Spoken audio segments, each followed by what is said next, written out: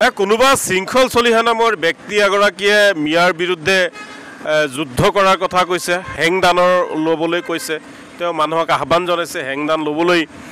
আৰু চিতু বৰুৱা নামৰ এগৰাকী ব্যক্তিয়ে তেওঁ কৈছে যে মিয়াৰ যদি কাপোৰ খোলা যায়, তেতিয়াহ'লে চোলা খোলা যায়, তেতিয়াহ'লে দেখা পাব কাটা তাঁৰৰ চিন আৰু গোটেই অসমখন লেতেৰা কৰি পেলাইছে।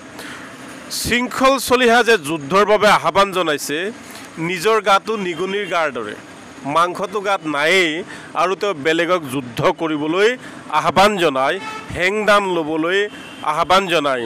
মই কৈ দিছোঁ, মিয়া 10 তলা 20 তলা বিল্ডিং বনায়, মিয়া যিমান ডাঙৰ ডাঙৰ কষ্টকৰ কাম আছে মিয়াই কৰে। মিয়াৰ কিন্তু গোটেই মজবুত। গতিকে এনেকুৱা ধৰণৰ জোকোৱা জোকি কাম কৰিব নালাগে। মিয়াৰ বিৰুদ্ধে কোনো ধৰণৰ উচতনিমূলক বক্তব্য দিব নালাগে। আৰু এনেকুৱা ধৰণৰ কৰাৰ পিছত সামাজিক মাধ্যম বা বিভিন্ন বা বাতৰিত শৃংখল চলিহাৰ কথাটো প্ৰচাৰ হোৱাৰ পাছতো কি কাৰণত আৰক্ষীয়ে গ্ৰেপ্তাৰ কৰা নাই? মিয়াৰ বিৰুদ্ধে যুদ্ধ ঘোষণা কৰাৰ কথা কৈছে, যুদ্ধ ঘোষণা কৰাৰ পাছতো কিয় পুলিচে গ্ৰেপ্তাৰ কৰা নাই? ইমান টাইম যদি এই কথাটো কোনোবা মিয়া মানুহে ক'লে হয়, তেতিয়াহ'লে আৰক্ষীয়ে কিন্তু কেতিয়াই গ্ৰেপ্তাৰ কৰি পেলালে হয়। মিয়া খাৰু পিন্ধি বহি থকা নাই, মিয়া হাত বান্ধি বহি থকা নাই যে কোনোবাই মাৰিব আহিব। নিজৰ চিকিউৰিটিৰ কাৰণে মিয়া হাতত আইন উঠাই ল'বলৈ বাধ্য হ'ব। এইফালে চিতু বৰুৱাই যিবোৰ কথা কৈছে, চিতু বৰুৱা সকীয়াই দিছোঁ, কিহৰ কাটা তাঁৰৰ চিন? কি বুজাব বিচাৰিছে যে মিয়া মানুহ বাংলাদেশী? ফটো এণ্ট্ৰি কথা ক'ব আহিছে। যদি অসমত বাংলাদেশী আছে, কেন্দ্ৰত বিজেপি চৰকাৰ, ৰাজ্যত বিজেপি চৰকাৰ, তোমালোক কিয় নেখেদা? অকল মিয়া মিয়া কৰি থাকা। বাংলাদেশী খেদিবলৈতো আমিও কৈ আছোঁ, কাটা তাঁৰৰ চিন, কাটা তাঁৰৰ চিন, এইবিলাক কি কি কি ক'ব আছে? আৰু লেতেৰা কৰি পেলাইছে মানে কি? এই মিয়াই অগৰৰ ব্যৱসায় মিয়াই কৰে, মিয়াৰ গাটো সুগন্ধিৰে গোন্ধায়, মিয়াই লেতেৰা নকৰে, মিয়াই চাফা কৰে। গুৱাহাটীত আহি ৰাতিপুৱা চাবি, মিয়াই চাফাহে কৰে, লেতেৰা নকৰে।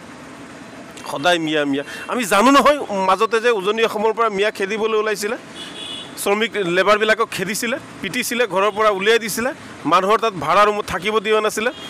তাৰপিছত শুনিলোঁ কোনোবা ইটা ভাটা মালিকবিলাকৰ লগত হেনো প্ৰেম প্ৰীতি হৈ গ'ল। তেওঁলোকৰ প্ৰেম প্ৰীতি কৰি আকৌ সেই যে যিবিলাক সন্দেহযুক্ত শ্ৰমিক আছিল নামনি অসমৰ, সেইসকল হেনো স্বদেশী বনাই পেলালে। এই বৰ্তমান মানে ইহঁতৰ পইচা নাই। শৃংখল চলিহা আৰু এইটো কি চিতু বৰুৱা, এওঁলোকৰ বৰ্তমান পকেটত মাল নাই। তাৰ কাৰণে ইহঁতে এতিয়া চান্দা উঠাব, মানে জাতীয় আৱেগেৰে মিয়া মানুহক গালি দিব। হিন্দু মানুহ অলপ আৱেগিক হ'ব, আমাৰ অসমীয়া মানুহ এনেই আৱেগিক, অলপ আৱেগিক হৈ টকা পইচা অলপ দিব, পকেটটো ভৰিব। মই আপোনাক কওঁ, সৰ্বানন্দ সোণোৱাল মুখ্যমন্ত্ৰী হৈছে মিয়া ইছ্যুক লৈ। আপোনাৰ প্ৰফুল্ল কুমাৰ মহন্ত অসম আন্দোলনৰ সময়ত মিয়া ইছ্যুক লৈ মুখ্যমন্ত্ৰী হ'ল। হিমন্ত বিশ্ব শৰ্মাটো গোটেই বছৰেই মিয়া মিয়া কৰি থাকে। আৰু কংগ্ৰেছৰ হিতেশ্বৰ শইকীয়া হওক, আপোনাৰ তৰুণ গগৈ হওক, তেওঁলোকে মুখ্যমন্ত্ৰী হৈছে ডি ভোটাৰ বা বিভিন্ন সমস্যাক মিয়াক ভয় দেখুৱায়। গতিকে মিয়াই কিন্তু মুখ্যমন্ত্ৰী বনায় অসমত। মিয়া মানে factory, Miya is a factory making of chief minister. গতিকে মিয়া যদি অসমীয়া ভাষা লিখা বন্ধ কৰি দিয়ে, তেতিয়াহ'লে অসমীয়া ভাষা জীয়াই নাথাকে। এইটো মই চেলেঞ্জ দিছোঁ, গেৰাণ্টি দিছোঁ। গতিকে আমি নিজেই কওঁ যে আমি নিজে বিহু পাতোঁ। আমি নিজকে কওঁ যে আমি বৃহত্তৰ অসমীয়া জাতিৰ এটা অবিচ্ছেদ্য অংগ। আমি অসমীয়া ভাষা, কলা, কৃষ্টি, সংস্কৃতি আমি জীয়াই ৰাখিছোঁ, বজাই ৰাখিছোঁ আৰু জীয়াই থাকিম। কিন্তু যদি এনেকৈ অত্যাচাৰ কৰি থাকে, তেতিয়াহ'লে হয়তো মিয়াই সময়ত সিদ্ধান্ত ল'ব কি কৰিব নকৰিব, সেইটো সময়ৰ আহ্বান হ'ব। মুছলমান ল'ৰা ছোৱালী আপুনি থাকে, তেতিয়াহ'লে হয়তো মিয়াই সময়ত সিদ্ধান্ত ল'ব কি কৰিব নকৰিব, সেইটো সময়ৰ আহ্বান হ'ব। মুছলমান ল'ৰা ছোৱালী আপুনি বাংলা মাধ্যমত নাপাব। চহৰাঞ্চলত যাওক, অসমীয়া বিদ্যালয়, তৰুণৰাম ফুকন, দেশভক্ত তৰুণৰাম ফুকনৰ নামত, আবুল কালামৰ নামত বিভিন্ন ধৰণৰ জাতীয় বিদ্যালয় পাব। আমাৰ বেলেগ কমিউনিটিৰ মানুহে, মুছলমানেতো অসমীয়া জীয়াই ৰাখিছে, মুছলমানে কিমান আপোনাৰ অসমীয়া মাধ্যমত পঢ়ে। আপুনি যাওকচোন গুৱাহাটী মহানগৰত, মই য'ত নিজে থাকোঁ, হাতীগাঁও এৰিয়াটোত, চিজুবাৰী এৰিয়াটোত, এজনো বেলেগ মানুহ নাই, 2-এটাৰ বাদে। ধনী মানুহ চব ইংলিছ মিডিয়ামত, ক'ত বাহিৰত পঢ়ে। গতিকে সেয়াই। গতিকে মই কওঁ যে এনে এইবিলাক লাগি থাকি লাভ নাই আৰু মিয়াৰ লগত লাগি এওঁলোকে নোৱাৰে মিয়াৰ লগত কিহত পাৰিব মিয়া দিন ৰাতি পিঠি ৰ'দত দি দিয়ে মিয়াৰ মাথাটো বৰষুণ আহিলেও আকাশত দি দিয়ে হে মিয়াৰ এতিয়া ডক্টৰ ইঞ্জিনিয়াৰ মানে কম্পিটিশ্যন লাগি গৈছে উকিল মিয়াৰ এতিয়া বেছি হৈ গৈছে লণ্ডন মিয়া চাকৰি কৰি আছে আকাশত মিয়াৰ ল'ৰা ছোৱালীতে জাহাজ চলাব আমেৰিকাত এতিয়া ইঞ্জিনিয়াৰ ডক্টৰ ইঞ্জিনিয়াৰ হ'ব এছপি ডিছপি এতিয়া ঘৰে ঘৰে হ'ব গতিকে এইবিলাক চান্দাৰ কাৰণে মাজে মাজে এইবিলাক কৰি লাভ নাই মই আপোনালোকৰ জৰিয়তে এটাই অনুৰোধ জনাম যে অসমত থকা সকলো জাতি জনগোষ্ঠীৰ লগ হৈ বৃহত্তৰ অসমীয়া জাতিটোৰ হকে আমি কাম কৰিব লাগে ভাষা কলা কৃষ্টি অৰ্থনীতি সামাজিকভাৱে ইত্যাদিৰ স্বাৰ্থত আমি কাম কৰিব লাগে এনেই দুদিন পিছে পিছে লাগি থাকি লাভ নাই এওঁলোক হৈছে মেনেজ মাষ্টৰ কিবা কিবি ইস্যু উঠাই দিয়ে আৰু মেনেজ হৈ যায় আমিতো মিয়াৰ ল'ৰা ছোৱালী কাৰোবাৰ আশাত ৰৈ নাথাকেতো মিয়া শ্ৰমজীৱী মানুহ দিন ৰাতি পঢ়িব দিন ৰাতি কাম কৰিব আৰু অসমৰ নাম উজ্বলাব নিজৰ গাঁৱৰ নাম উজ্বলাব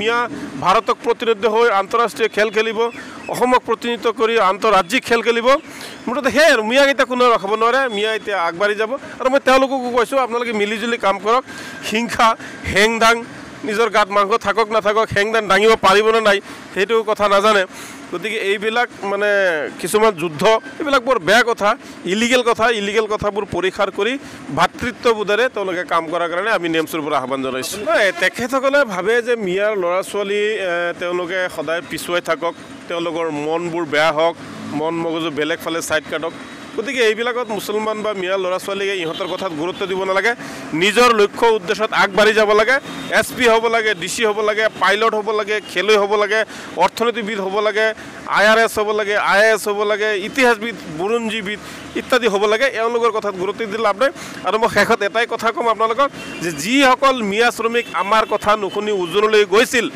এতিয়া যদি উজনিৰ দল সংগঠনে তেওঁলোকক মাৰপিট কৰে অত্যাচাৰ কৰে বিশেষকৈ নেমচু নাযায় কাৰণ তেওঁলোকে আমাৰ কথা শুনা নাই তেওঁলোকে কিছুমান চৰ্দাৰৰ পাল্লাত পৰি কিছুমান দালালৰ পাল্লাত পৰি তেওঁলোকে তাত গৈছে সেইটো তেওঁলোকে বুজিব মই তেওঁলোকক আহ্বান জনাম সময়ৰ আহ্বান তেওঁলোকে আগতেই উজনি অসম ত্যাগ কৰি নিজৰ ঠাইলৈ গুচি আহিব লাগে মাৰপিট খোৱাৰ আগতে মই এইটোৱে আহ্বান জনাইছোঁ যিকোনো খবৰৰ বাবে যোগাযোগ কৰক 7099017330 লগতে 7099017110 নম্বৰত